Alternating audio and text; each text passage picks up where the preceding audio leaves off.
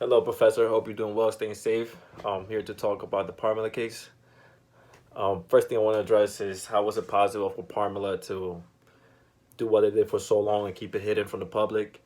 And I definitely believe it was because all of its partners and the people they were dealing with, the other companies they were dealing with, or the other entities they were dealing with, were aware of what they're doing, of what they were doing, and they supported them.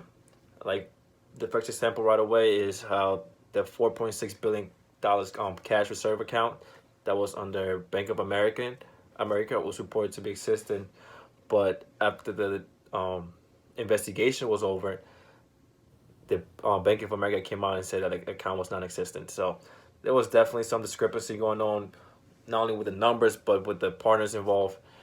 Other things that led me to believe that there were more than just one party involved is because the auditors and the banks that were partners with Parmalat, um, as a professional, you have to know when something it's not right.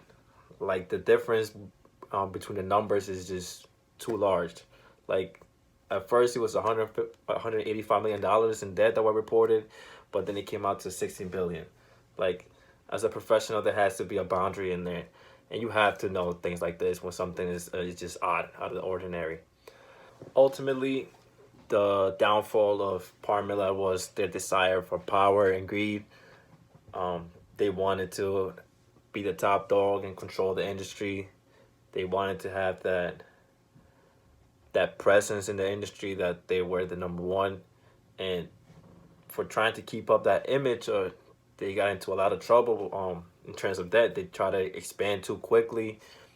Like in only 20 years, they were in over 30 countries, and it's just hard to keep up with that kind of expansion so quickly.